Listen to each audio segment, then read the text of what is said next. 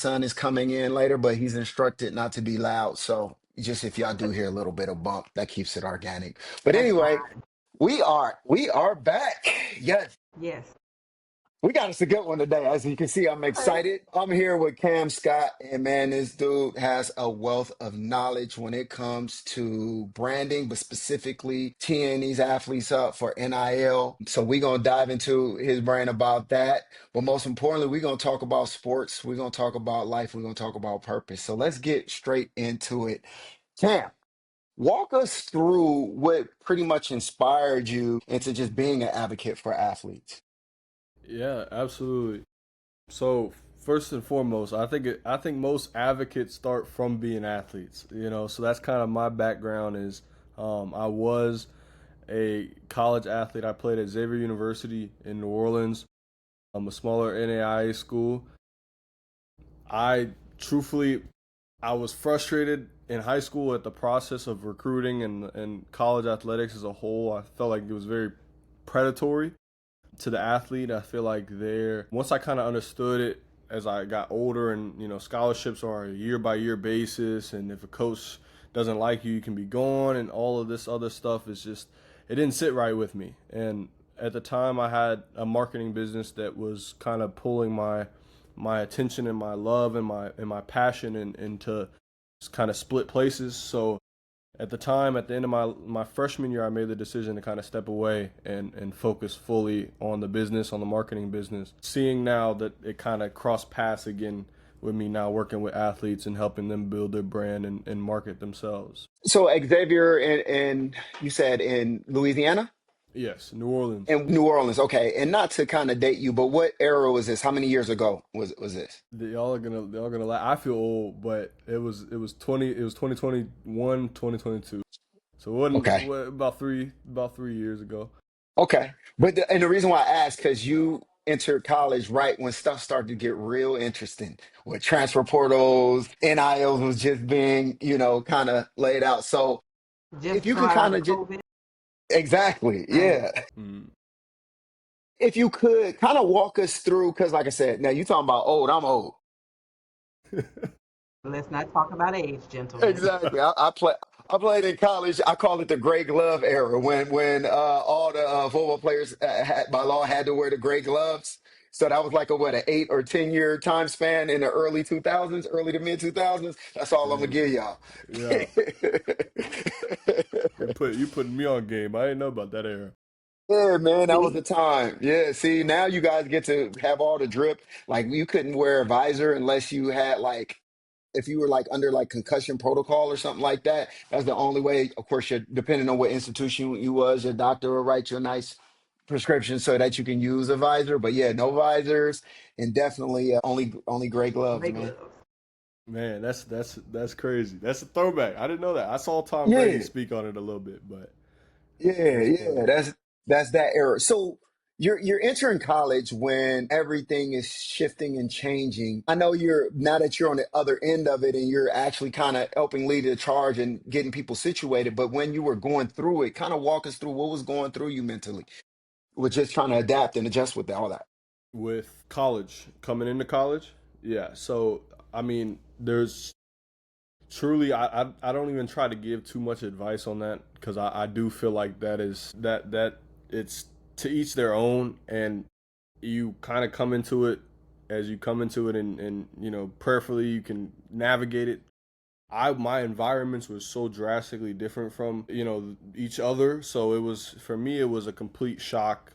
Kind of coming in New Orleans, I grew up in Alpharetta, Georgia suburbs, and I'm now they throw me in Holly Grove down the street, where they party every weekend in New Orleans. So it was like, it was a shock, right? So that's why I'm like, honestly, the mindset coming into it was really, I had no mindset. I had no expectation. I had nothing of the sort. So it was kind of when I went in there, and I do regret that. I'm gonna be honest, because I think that if I came in it with kind of a not necessarily a fear of failure, but a little hesitation and kind of getting behind or losing my way, I think I would have handled it a lot better as a student athlete.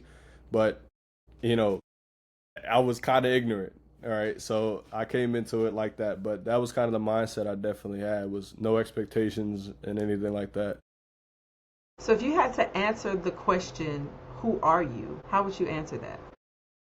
Dr. Kelly, that's a curveball, Dr. Kelly. I wasn't ready for that one. I wasn't ready for that one. That's an interesting question, because I do think that oftentimes people kind of tie that to what they're doing, and I think that that's kind of where we get lost. At is, to a simple answer to that question is, I could say athlete, I could say entrepreneur, I could say all these things, but the truth is that they change. In my time when I walked away from the game, it was a complete identity crisis, and it was like, what am I outside of my sport? Who is Cam? To be honest, I was asking myself the same question, but I come to realize this: you carry the same principles with you. So to answer your question, who am I? I'm a hard worker. I'm charismatic. I'm empathetic. I care for people. I care for those around me, and I'm purpose driven. I want the world to be a better place, and that's what drives me every day. So I would say that's who I am, outside of, No. job titles. Right. And how long did it take you to come to that conclusion? And what was your process to come to that conclusion? Because that was well thought of. Is we clearly know that you understand who you are and the complexities of that. So we know there was a process. So walk us through that. Yeah, I think that the process for me was just a lot of self-reflection. I remember the first workout I did after I kind of accepted that I was done, and it almost felt like, why was I there? Like, that was almost the feeling I had. It was like, I'm not doing it for any scholarship, I'm not doing it for a championship or anything like that anymore. So it was like, why is this basketball in my hand? I think that the shift came when I was trying to understand what I was doing next, and where I was going next. And I remember sitting there and just being like, the shift, it really hits you when you walking around campus. I think that's when it hit me, because I'm like, Mhm. when I was at Xavier, it was, people know you for being an athlete, and that's how it's been. Most athletes their whole life is, okay, that's your sport. Oh, he's this basketball guy. He's 6'7". And I'm walking around campus, Kennesaw State's campus. I'm like, man, nobody knows, nor does anybody care about who I am. And I was like, that was when I was like, okay, all right. And so if you strip that away from me, I'm like, okay, well, what am I? I'm like, all right, well, I'm a amazing son. I'm an amazing brother, and that's where I find my purpose in, is caring about the people that are in my life right now and that I serve and am of service to. Man, it's crazy. It's funny. If I had a dollar for how many times I've heard like that mental and emotional transition. I call it when the jersey fades. Because, Mm, like I said, Mm. when you're on the team, right? And you're walking around, you got that jersey on, they know you, whether you start or if you're the last person on the bench, right? And you're like, I don't care what nobody says, it feels great. But then when that amazing. jersey starts to fade, buddy, your chest still poking out, but Yeah, it's like you're that eye trying. contact is, yeah, You're trying. it don't hit the same, bro. It doesn't. It Nobody's doesn't. immune from it, man. Nobody's immune. I love it. I love it. So you were saying that while you were already in college, you kind of already was thinking of a plan B with the marketing. Was that, how did that idea of starting a marketing business even like come to fruition? Yeah, I actually didn't want to play college basketball at all. Like, I wanted to go straight into my business, Hmm. because when I would say in middle school, probably. Like I said, I grew up in the suburbs. So when you grow up, and it's not like my family's ultra wealthy, but you see it. So, Yeah. these kids got these huge houses, they're driving these nice cars, and for me, and as a kid, I'm like, well, where's the disconnect, right, between me and them? And then kind of going through it, I'm like, okay, well, it's money, right? So how it became, okay, school isn't paying me. Like, how can I get to some money so I can start having these J's and these nice things that these other kids were having? And that's when I began my YouTube dive. All right, and the first get rich quick scheme I saw when I was growing up was a marketing agency. All right, so I guess I know a lot of people in my generation probably had that phase. Yeah. Starting a marketing agency. But I stuck with it. I started with, my dad was my first client, creating this podcast. And, I've been doing this podcast for six years now. Nice. I help him out now, because I know the transition be tough, Yeah. trying to hand it off. But Yeah. But so I do that. I did that for 6 years, helping professional services grow their brand, professional service providers, and coaches Hmm. grow their brand on social media. So it was Nice. a lot of content, short form and long form stuff. Yeah. So it's safe to say you never developed the mentality that sports was your only ticket out. You knew that there were other avenues and options available. Yeah, I think my parents did a really good job of putting that in my head early, and I was stressed that education came first before athletics. So it was really, and and and for me, I'm not a huge advocate now for formal education. I think that there's so many outlets of learning skills and learning trades and doing things like that I think just seeking the knowledge out is what's important. So for me, it was me, the upbringing and my parents were pushing, look, I don't care what you do, you can get that degree. That's what the constant, call in my household was. But I think that it did get to a point where it got serious and it was like, okay, well, you're not going to the league. And I remember the game I found that out. I played Walker Kessler and I was like, yeah. I was like, he's a 5 star. I was like, all right, I'm gonna see how You're long like, I there's can levels take to this. this. Yeah, yeah. Exactly. Do you Exactly. think your involvement in athletics and your development within athletics helped you to be good at branding? 100%. 100%. How? And to answer that question in a kind of a an example way, I would say that you get impressions. People get impressions of you. And what I push for my athletes and why it's so important to build your brand as young as possible is because those impressions, you control those impressions when you build your brand. And if you go back and ask my coaches and you ask my teammates, I was a good teammate. I was a great athlete. I always put my teammates first. And that's impressions. That's what people say about you, right? When the camera's off, when the lights off, and stuff like that. So when you build your brand, when you build your brand, you have that ability to create that narrative and that thought in people's heads before they meet you. All right. And the best example I can use is Ace Bailey. All right. I'm sure the kid is a great kid, but the way he handled the draft process and everything, a lot of people look at him like he's ungrateful or he's, this, that, and the other. But imagine if he had been making content since freshman year in high school and they saw this kid develop from a freshman and where he is now, right? They Mhm. wouldn't be saying those things because they would already know, right? And that's why I Correct. say it's so important, athletics, understanding the impression aspect of when you meet people and when you connect and stuff.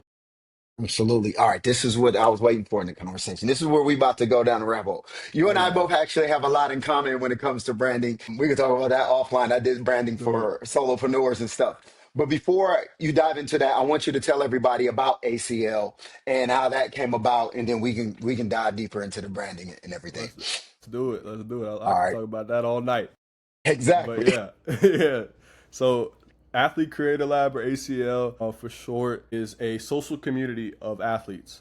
So when people start creating content, the barrier of entry is feeling like you're alone, right? The judgment or the inconsistency, and that's for anybody, right? If my 90-year-old grandmother wanted to start creating content, it'd be the same thing as if my 12-year-old cousin wants to create, right? That's the barrier that people go through in their head. So my goal was, how can I transform something to where these athletes can build their Instagram and learn how to get paid online, but not also be alone and be in some coaching program or buy some PDF, right? So we built a social community for athletes to come in, collaborate, connect, bounce ideas off each other, and build their brand and their Instagram and make money together is the goal, essentially, of what ACL is. So it's held on a platform called School, SKOOL. I know about school. Yeah, and I love School. I love that their mission is to help a billion people find community, right? So that's why I'm like, I love the Hmm. platform. I love what they're trying to do. Yeah. Is Sam Ovens still over that? Yeah, Yeah. yeah. Mm. Told you And we've been in the same. that's what I'm saying. I love what he's doing. I love what he's He's doing, a man. beast, ain't he? He really How is. did you come up with the name AC? So Athlete Creator Lab actually came from the name. So it was originally Baller Blueprint Academy, and I didn't That's want. dope too, though. It Yeah, is. no. It is, right? And I loved it. I loved it, and I was like, but I kept getting the question like, what? Well, do you only work with basketball players? And then I was like, okay.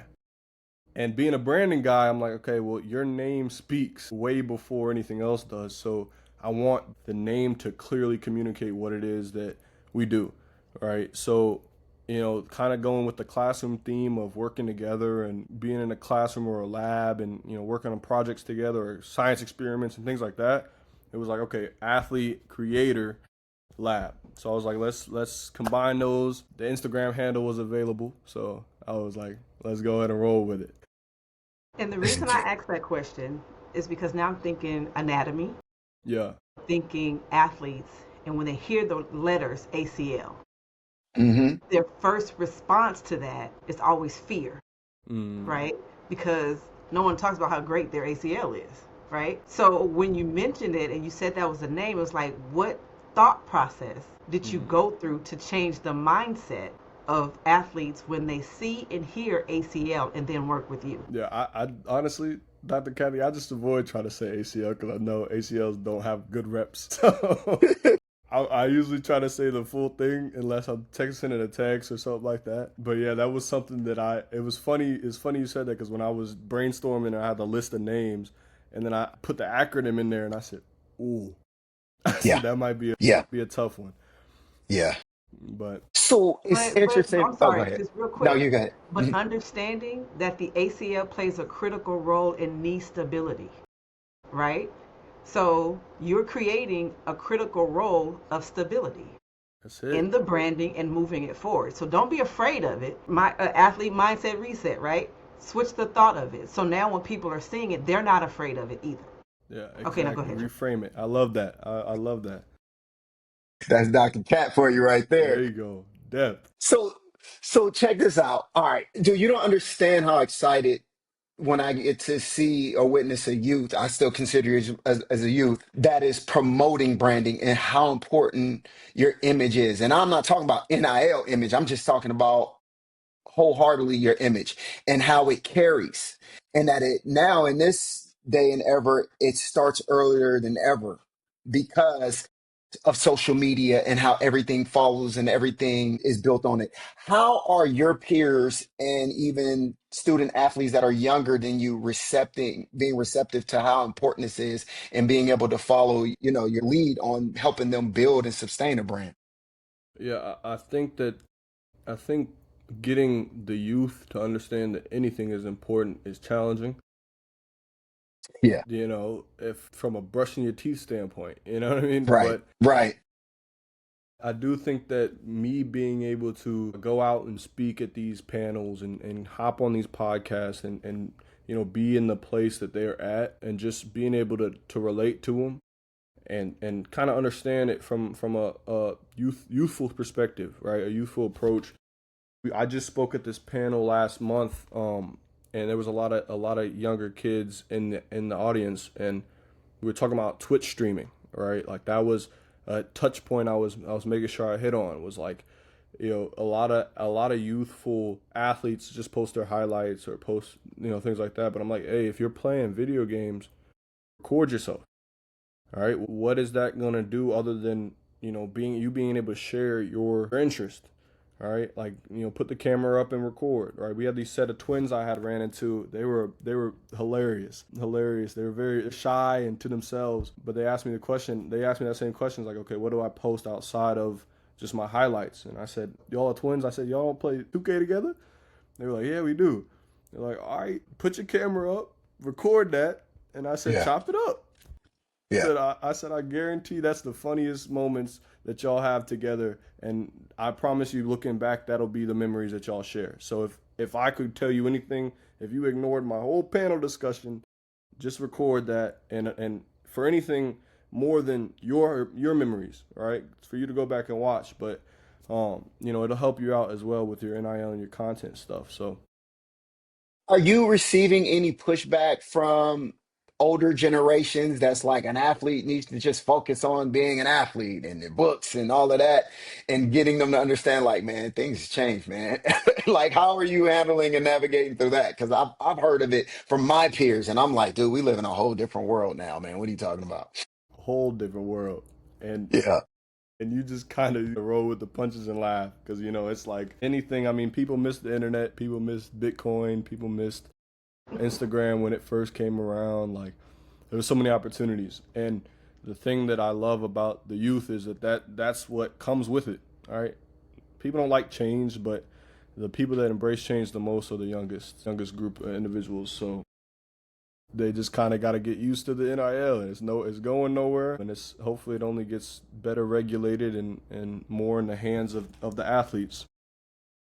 You mentioned branding and starting young. How young is young for branding? That's a touchy question. That is a very touchy question because I don't like the internet, despite Mm. despite what my job literally and my Hmm. business. I don't like the internet because I think that it's just a very dangerous place. Like there's very dark holes that you can get caught up in if you're not Mm. careful. So I do suggest. I mean, it's okay to build it when you're young, but just make sure, like as a parent, you're monitoring your kid. All right, like that's it. Um, don't. I, you really don't need a phone until you start doing things outside of your parents dropping you off. All right, that's just Right. my opinion. Right. Obviously I'm 22, so I don't have a kid yet, but my kid's not getting a phone until okay, your buddy's taking you to school. Okay, got you. Right. Right, just out of your Right. protection. So So as a how do you parent, work with the parent? go Yep, ahead. I was just about to say that. Go ahead. You go ahead. Yeah, because I'm gonna put myself in the situation. So as a parent with a 7 year old who I believe is pretty athletically inclined and posting his stuff, but not necessarily. I'm like, I didn't create a page for him or anything, and I'm not promoting, but I'm starting the story tell, early. Is that safe? Is that okay? Yeah, absolutely, absolutely. Okay.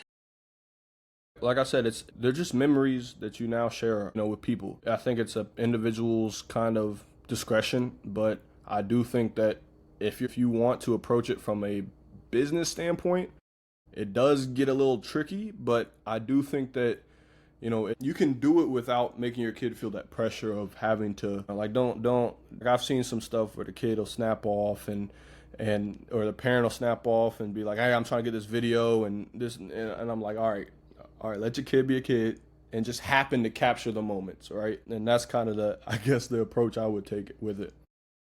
Yeah, But and that yeah, was if, where I if was you're going with if you're a that question. parent, yeah, exactly. I think that if you are a parent, it's up to you to kind of become a better content creator, though.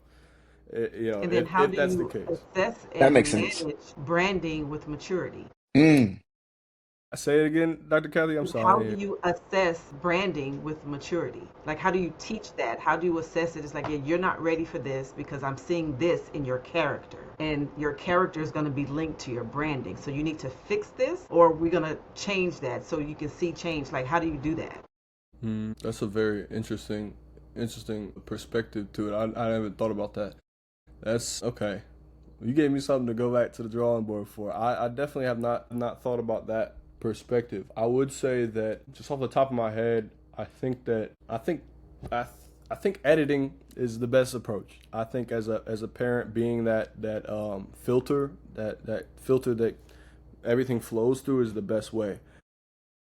And we actually, it was funny you say that. I actually was just so we signed our first high school athlete the other day. Congratulations. I Nice. Congratulations appreciate on that. Nice. that. I appreciate it. I appreciate it. So she's a rock star. She's gonna be a top player, top women's basketball player or girls basketball player in the country.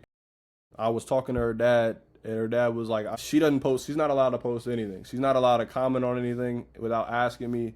None of that because his exact words were, "Kids are stupid," and he was like, Yeah. "They're gonna." Right. He was like, they're gonna post stuff that they're gonna regret, right? So everything that she posts, replies to, has to go through me. And I was like, okay, that's a little limiting, but I think that is a good perspective, especially if you're gonna be going about it in a business way. Yeah. It's definitely a good way to start. You know what I mean? And as she matures and understands the landscape, then you relinquish more freedom. You know, Yeah, Yeah. I exactly. agree with the dad on that one. Definitely do. What are some of the things that an athlete may overlook when it comes to just personal branding? Yeah, I think there's some things that they might overlook is honestly the interest outside of their sport. I see it now more than ever with the older athletes trying to do NIL is there's no, being a brand, you make associations and branding is associations. And I always tell people that is people are known, that's how people make money is associations. So Yeah. if LeBron, everybody knows LeBron's an avid wine drinker. If LeBron came out with when he dropped that Hennessy, it was like, okay, cool. This isn't really, I've never seen you drink Hennessy. Where's the That was your, wine at? you see what I'm saying? That was your Yeah, teammate, yeah, J.R. Smith, right? So, yeah. like, that's branding is like, and marketing is I heard that. subconscious, My right? man Like, get it. Yeah. you know what I'm saying? So I'm like, that was your teammate. What are you doing? What are you doing it? So I think that the part that a lot of athletes overlook is that when you're creating content, that day in the life is good. Yes, make Yeah. that day in the life, but you need to be doing certain pillars, right? So if you I was enjoy just video about to games, ask. Thank you. yeah, like if you enjoy video games, have video games be a consistent pillar in your content. Hmm. If you're a basketball player, have basketball being a specific. If you like to fish, that's a pillar in your content, all right? And what that does is it allows you, as you develop in your brand, to monetize those areas. All right. So Bass Pro might do a deal with you, or you start your own fishing reel line, right? Like that. When you identify pillars in your brand, that's what that allows you to do. I agree.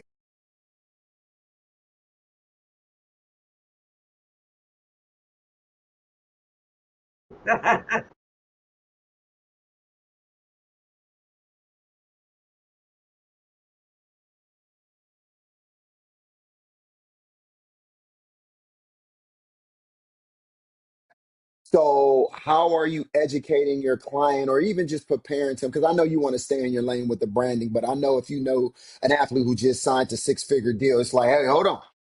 You got some options here. How are you approaching that with the athlete and their families? Yeah, I think that well, number one, we have stressed our strategic partnerships as a community. I know my lane, I know my expertise, and I financial planning is not one of them. I'm 22. I've lived 2 decades only, so I can't tell you what's going to happen in 10. Right. But that's my job as a a figurehead, as a person they look to in this space, is to make sure that they're going in the right directions and they have the right trustworthy people to be able to go have those conversations with. So that was one of the first things I made sure we did when we started the community was get a financial partner. Right before this podcast, we had a onboarding session with our tax partner. We had some athletes popping in there. We have a contract partner where they put their contracts in. They can see any conflicting contractual language, and they'll be aware of all those things. So that was again, I can't service them all in that area, in that lane. So that was one of the things that I really wanted to prioritize in them having, whether they're signed to me or whether they're just in the community. So you're still being a good facilitator. You're like, hey, I'm going to bring you to these resources so that they can do, their best job. I think that's important. And I'm going to ask a more personal question. I think I know the answer to this, but do you think that these young athletes should be getting paid big bucks this early stages in life? I think you get. I wish people would take the age out of it Okay. because it, it's not that I discriminate against anything, any age, any like group or anything like that. But I think that the way just economics works is you get paid for leverage. All right, you create leverage, you get paid for it. There is parents that film their kids playing with toys and put it on YouTube and getting printing money on every day. All right, I know my son's watching them every day, you and I'm see what like, I'm saying? I'm looking at the viewership. I'm like, 34 million. This kid is just doing what kids do. I'm like, we're in the wrong Doing what business. I'm kids, tripping. we in the wrong business. I walked into my buddy's house and I saw that on the TV. I said, "Wow." Yeah, I was like, yeah, seriously, and it's a lot so of them too. it's a lot. It's a lot, and there's a niche for everything. So it's really like I get where people are saying the love can you can fall out of love for it, but I think it was long overdue. Of when I got to college, I didn't love the sport, and I think that it became what it can do for me, or it became my only coping mechanism. I think it's one of the two when you get to that level is this is all I ever known, or Mm. I'm only kind of doing this to do it. All right, and I mean you might as well get paid. That in my opinion. And you were a basketball player, right? Yes, ma'am. What position did you play? I play small forward and power forward. Just thinking of where you positioned yourself on the floor and the positions you played and how that's impacting what you're doing now as a facilitator, Mm, as a person who is boxing out and rebounding life to hand it to somebody else if you can't finish it yourself, which is your team that you're bringing in to look at contracts and things like that. So that's thank you for that. I think often when we talk NIL, nobody looks at what's required, and I always wonder if athletes are signing on the dotted line and not living up to what was agreed upon, and then what happens after that. yeah, yeah. I completely agree. Beginning to end. Beginning to end. Mm. It's interesting the perspective that you put too, like at a certain stage, not saying that sports isn't fun because it beats, working on a farm or something, but like you said, the ones that usually play it at the highest level, it's like it's a mean to an end. Hey, this is, I'm going to become a millionaire unless they're very sharp like you and like, hey, I have other avenues. So when it becomes work, it's actually a reflection of America. At the end of the day, we go to school to get education so that we can get Work. good careers. Exactly. So the earlier you start and you take things serious, I think the better. I think a lot of times the pushback comes with, of course, maturity of kids blowing money early, but we know of some 60-year-olds that don't know how to manage their Right. capital. The Yeah. other thing is the pressure of the stakes. I mean, the stakes were high even when we were playing sports for free. Yeah. So, Yeah. I think money, to be honest with you, if you have the right people in your corner, it can alleviate a little bit of stress, especially if you're dealing with maybe some first generation athletes that are literally lifting their family out of poverty. And by them having a few dollars, not saying that they should spend all their money on their family because I don't advocate for that. But it's Yeah. still, if you know you have something in your back pocket, the stress of what tomorrow is going to look like, it allows you to kind of focus on what you have, long as you got the right team. So I'm glad that you have all of that set up. Absolutely. I want to ask you now a personal question. How are you handling being a young, successful entrepreneur at this age? Just the Yeah. pressure and even the financials that come with that. Yeah, I think that that's a good question. I don't think I've ever thought about how I'm handling it. I'm nowhere near where I want to be or envision myself being, so I don't necessarily like I don't see it as I am successful. I see it as I'm on step 1 of 100. So I feel like like I'm being shifting to this industry, my plans just got extended, tenfold. So now I'm like, okay, well, I gotta go to law school, right? I gotta go, so there's steps to it that I'm like, yes, I do need to sometimes sit back and realize how far I've come and where I've been. But I think that when you do get caught up in there and you start doing that and you start, looking back too much, it can kind of mess up your footing going forwards.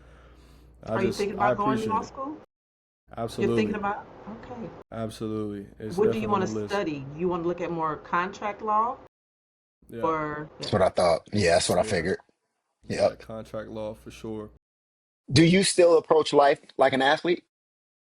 I do, and I think it's subconscious now. I don't think I do it on purpose, but I think it's subconscious. I want everything. Like I don't even like losing little things. Yeah.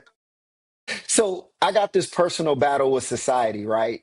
So, coming up, our coaches, the community, they tell us like to not adapt the athlete mentality because in fear of what if you don't make it, then what are you going to do? Or what are you going to do when you retire? Myself and even Kat thinks that having an athlete mentality is actually your superpower. And it's not a matter of what happens next. If you position yourself and you learn how to transition, just like Kat always says, we're being an athlete, you're in the business of transitioning successfully, no matter what Literally, position. I think if we really, really hone in to what it is to be an athlete and to have an athlete mentality, and what comes behind that, I think all athletes, and I'm like I said, this is why I have a bone with society. I think all athletes will be wildly successful in whatever career endeavors that they choose to pursue. What is your take on that thought? 150% agree because that is. the discipline that the skills that you learn, and I'm gonna kind of take it to a new place, right? I was watching a podcast, and they said, and I'm gonna speak to just obviously my community, our community. Hmm. I saw the podcast they mentioned. I forgot who it was. I think it was on Cam Newton's, but it was like a lot of white families put their kids in sports to learn life But skills, yeah, I seen that clip. Yeah. and a lot of black families put them in to become the one that gets out, right? And I started thinking on it, I was like, wow, like there's some truth to that, because a lot of times it's our cop out. So I think that if we did a better job, and that's where I say that that's where my bone is, to be truthful, Jabari, is like I think that my bone with the NCAA is that, like, you say you're preparing athletes for the next level. No, you're not, right? No, you're not. No, you're not. So they don't have the right tools. They don't have the right life skills. They don't have the right plan in place to move on and be successful. All right. I mean, so many athletes become trainers and coaches in their same sport. Why? When you could go become a fishing instructor if you like to fish. Like, there's so many other avenues that you can go in. You just haven't found the skills to now, like Dr. Kathy was saying, transition. All right, because it's the same thing. It really isn't. It's not. It's not a hard. It's just a different landscape. You're, instead of a ball, now you got a keyboard. All right. Yeah. So it's just, they're two different lanes. Let me paint this picture and walk with me on this one. And Kat, please don't hesitate to interject and walk with me on this. But like, all right. So you have communities, right? And you have cultures within the communities, right? You have the business world where people are diehard entrepreneurs. And we know, like I said, you grew up in a more affluent neighborhood. You know that dad may own a business and he's prepping his son to run that business. Now, the son has options. He may want to go and be a doctor one day, but he knows, like, hey, if shit hits the fan, man, Pop's got me in pocket, Divorce. right? Right?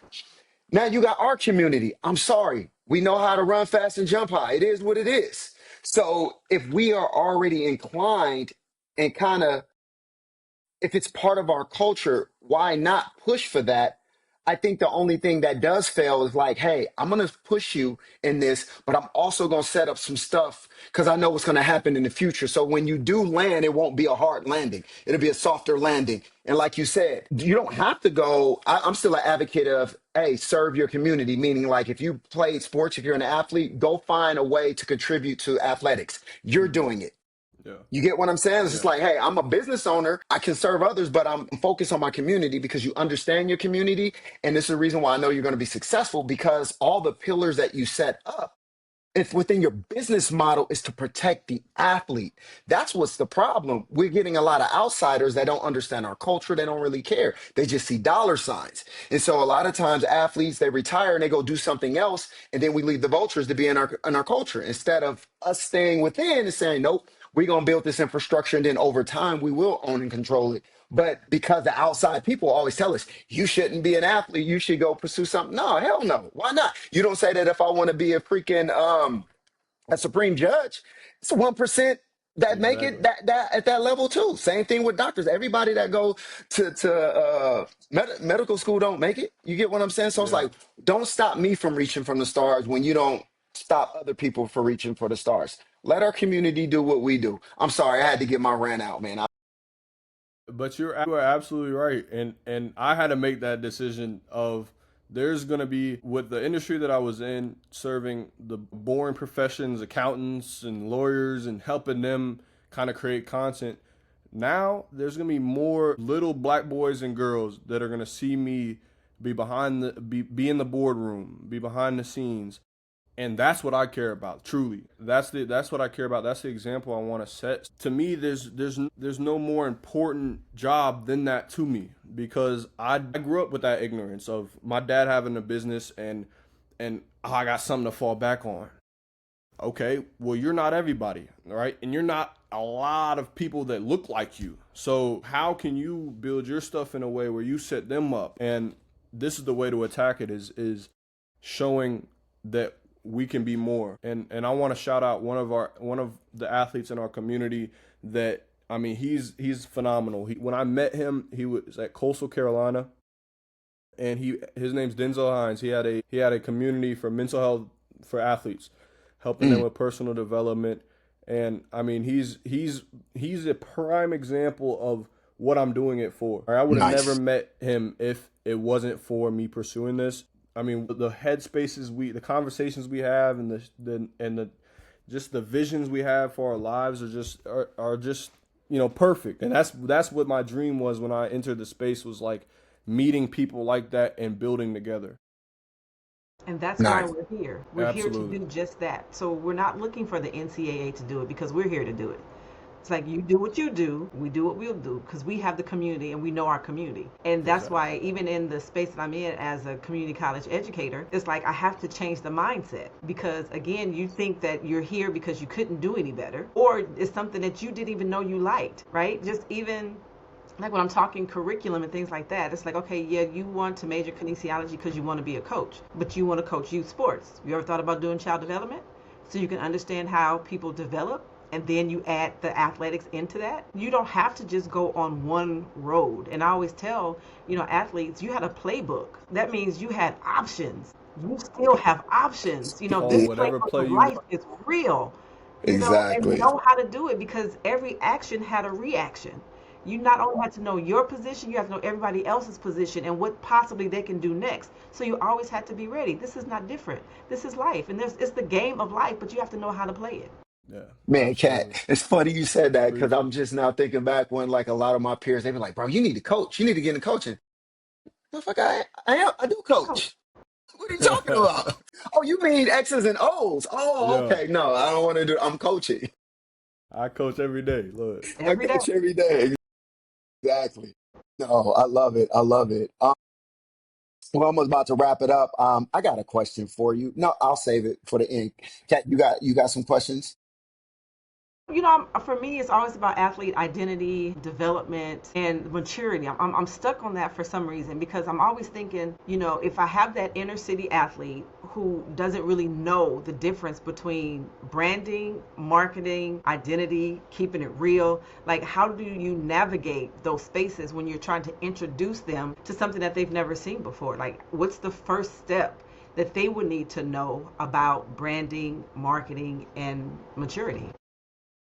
I think that my approach, and I'm still learning a lot, and that's the biggest thing that is my barrier to where I want to be at right now, is my ability to connect and relate to everyone. And I always knew people learn differently, but people talk differently, and people have received things differently, and comprehend things differently. So being able to speak a language of truly everyone is where my challenge is in the community. I'll be upfront honest, but I do think that with the athletes that I have had that experience with and have been able to sit down and see some success with, I think that just number one, the terminology is the biggest aspect, right? Yeah. And me, man, I will tell y'all, I put 3 months of nonstop work into my first course, and there's not a single lesson in my first course that is still in the community. And the reasoning behind it was because I'm sitting there like, why is nobody all this Yeah. value and nobody's? Bro. I'm like, I'm dumbfounded. So I'm sitting there and I'm in my learning and surveying and understanding their perspectives, and truthfully, they were just like, dude, it's just too much. Like, I was like, okay, well, let's do baby steps. And I think that as an educator is what I'm learning is it's you have to it's more action than knowledge, to be honest, right? For me Yeah. at least, Yeah. is the biggest barrier is starting. So now I got you making your first video. Well, how do I get you making your second? No matter what your views did, make your second. All right, cool. We got second. Now let's get two this week. All right, and that's what my focus is moving forward. Is it's not, I don't need to teach you how to make all these cool edits and do all this and that other stuff. That can be down the line. But when you're beginning, no matter who you are, it's kind of checking off the boxes and breaking it down in chewable bites for anybody. I think anybody can be a content creator. My grandmother to my cousin, and people going to keep hearing me say that Mm, because I think it's yeah. true. And That's really what it is. I think breaking it down in a digestible bits. That's so sports fundamental. It's like a kid, if you're teaching them how to play basketball, like, let's just get the fundament. I want you to dribble every day for the Just next shoot. 30 minutes. Just dribble.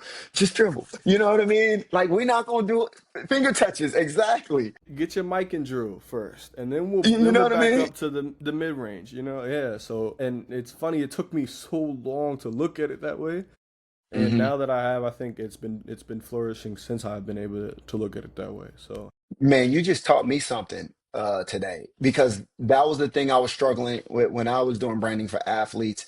I was so information heavy because I'm like, it's so valuable. But I'm like, oh, I've been working on this for freaking 2 decades. They're not even, this is a different language to them. yeah, It's like, let me get them to just do the simple stuff. And once I get them committed to my process, then I can, I wish I would have met you 5 years ago. I would have been able to have a different pivot. But now you got it. You got it, hey, brother. nah, look, whenever you come on this side, look, I'm all doors are always open. Look, I used to lay it all out, charts, references, everything. And it was like, bro, this is too much like school. But I'm like, bro, this is too much like, you know what I mean? Like, yeah, you gotta do this. You don't understand how important it is. And now that these kids that were in high school then are older, now they come back. I don't want to say it's too late, but I'm like, bro, it's I was too giving late. you the answers to the test, man. This was the head start. Now we got to pivot again because you're much older, much mature, and we got to take a different approach. And now you have more scars. So now I got to break down and unlearn all the bad stuff you learned. It's just a whole nother thing. So Yeah, I'm glad I'm not the only one that had to go through it by hearing your story. Appreciate a it. hundred and 10%, and that action is the biggest thing. That's what people don't. So making it feel like it's easy is what people want. All right, Got you. and the best analogy I can say for it is those, when they put the trail of chocolates or candies and people go one Yeah. by one, and that's exactly how you got to build it. Okay. It's like, oh, I love candy, it. bow, next one, bow. You know what I'm saying? Then next thing you know, Yes. you're in the box. So Nice. All right. So from one brand guy to another, I'm gonna ask you a branding question, and it's more of your personal brand. What do you want to be known as, and who do you want to be known for? what do I want to be known as, and who do I want to be known for? I think what do I want to be known as is a serial entrepreneur, mogul, someone who, despite industries, despite any other challenge in any business endeavor, was able to create everywhere they went. And I think that's what I want to be known as. And who I want to be known as is, um, that's a deeper question. That is deep. That's a good one, Jabari. I think who I want to be known as is the same Cam from now till my last day. Mm, Someone who's genuine, someone who puts others before themselves, and is a true representation of my Lord and Savior. All right, I think that's hmm what's most important to me is that. I think that because I know, like your question, kind of taking it back to your question of how I cope with the success at my age, is that's the biggest thing. I think is me not thinking I'm successful now is mm, when I reach a higher height that others might find, that grounding, being able to be grounded in that and understand that yeah, I'm not that and that isn't me, is where I want to be and who I want yeah, to be. yeah. Man, I'm glad. So that question was always the first question that I used to ask my clients when I was building their brand. It allowed me to have the compass and the direction. And because when you're going through the process, you probably already witnessed this. They're gonna have ideas, like crazy ideas, and you kind of got to be like, well, does this make sense for what you told me on day one, as far as in who you want to be and what you want to be known for? Not saying we can't do it, but we got to be able to justify our actions, especially, in this era of social media, when once you put it out, bro, you can't take it back. Yep, You a know what I hundred mean? percent, So a I just hundred wanted to percent. get that to you. You're more than welcome to put that in your toolbox, brother. Yeah, look, I love that. I love that. I love that. I'm definitely gonna use that for sure. Absolutely. Absolutely. Well, man, before we let you go, first, if there's any questions that you have for us, but then second, man, please share where people can find you, how they can contact you. This is your opportunity to, do your drops.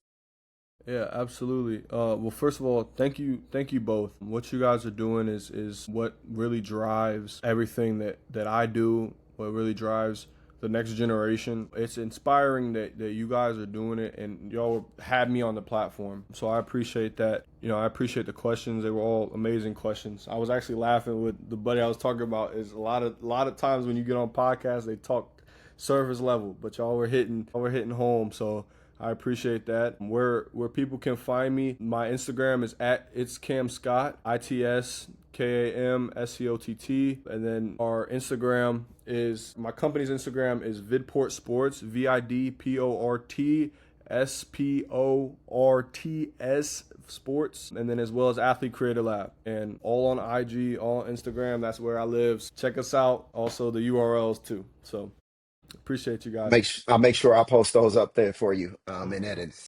Absolutely, man. Listen, it's just refreshing. Like I said, we've had some good guests, but you're the first guest that already got is putting it in motion. The stuff that Kat and I preach about till we blue in the face, you're actually manifesting the stuff that we talk about. So you don't understand how excited. When I saw you on IG, I'm like, bro, I gotta get this dude. Like, you don't understand. Let's I go. sent her a text, and we have another co-host. He just couldn't make it because he actually coaches. I was like, hey, we struck gold with this one. I'm like, bro, we about to have some gems in this call and Yeah. this on Good, this. man. So I'm glad. Good. You I'm did. Definitely. glad. Yeah. I'm glad. It makes me feel real good. I appreciate that.